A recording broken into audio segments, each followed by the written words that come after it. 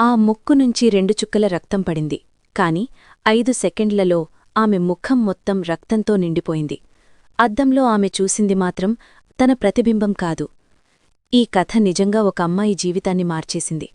November 2022 అస్సాంకు చెందిన ఖుషీ అనే అమ్మాయి నాకు ఈ కథను ఈమెయిల్ ద్వారా పంపింది. ఆమె మాటల్లోనే నేను మీకు చెబుతున్నాను. కాని ముందుగా ఒక మాట, ఈ కథ చివరి వరకు వినండి. ఎందుకంటే మొదట ఇది సాధారణ అనారోగ్యంలా అనిపిస్తుంది. కాని క్రమంగా అది ఒక భయంకరమైన అనుభవంగా మారుతుంది. అక్క, నేను బీహార్కి చెందిన అమ్మాయిని. కాని మా తాతగారు చాలా ఏళ్ల క్రితం అస్సాంకు వచ్చారు. మా ఇల్లు జాగీర్ రోడ్లో ఉంది.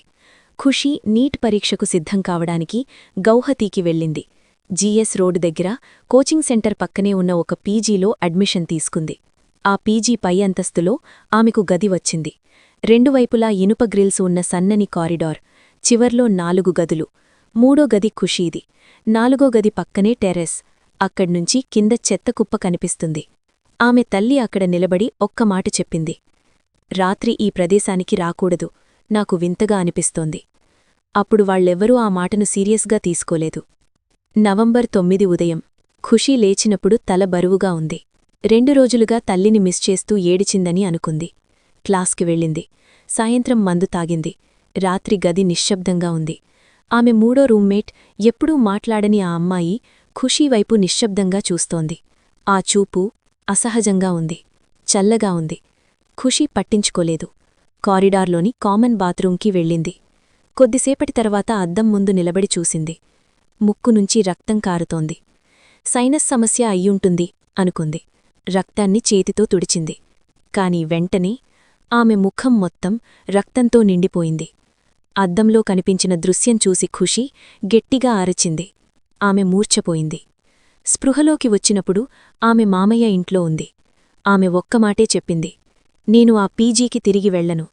ఆమె ఆరోగ్యం రోజురోజుకీ క్షీణించింది. బరువు తగ్గింది. తరచూ మూర్ఛలు. ఇంటికి తీసుకెళ్లిన తర్వాత పరిస్థితి ఇంకా భయంకరంగా మారింది. ఒకరోజు టీ కప్పు చేతిలోనుంచి జారిపడింది. ఆమె స్పృహ తప్పింది. పళ్ళు బిగుసుకుపోయాయి. స్పృహలోకి వచ్చిన తర్వాత ఒక్కమాట, అతను అక్కడ నిలబడి చూస్తున్నాడు. గది తలుపువైపు చూపించింది. అక్కడ ఎవరూ లేరు. కాని ఖుషీ మాత్రం ఎవరో స్పష్టంగా చూస్తోంది.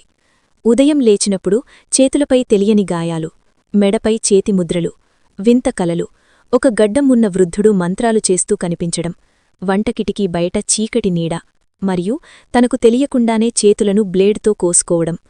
ఆమె కుటుంబం మతాధికారులను పిలిచారు. పూజలు చేశారు. తాయెత్తులు కట్టించారు. కొంత ఉపశమనం వచ్చింది. కాని ఆ నవంబర్ నుంచి ఖుషీ జీవితంలో ఏదో శాశ్వతంగా మారిపోయింది. ఇది నిజంగా ఆధ్యాత్మిక శక్తి ప్రభావమా? లేక ఒత్తిడి, ఒంటరితనం, భయం కలిపి మనసు సృష్టించిన మాయా? ఖుషీకి ఇప్పటికీ ఆ రోజుల జ్ఞాపకాలు పూర్తిగా లేవు. మీరేమనుకుంటున్నారు? ఇలాంటి అనుభవం మీకు లేదా మీకు తెలిసినవారికైనా జరిగిందా? కామెంట్లో తప్పకుండా రాయండి. మరొక భయంకరమైన నిజజీవిత కథతో మళ్ళీ కలుద్దాం. అంతవరకు రాత్రి ఒంటరిగా అద్దంలో ఎక్కువసేపు చూడకండి.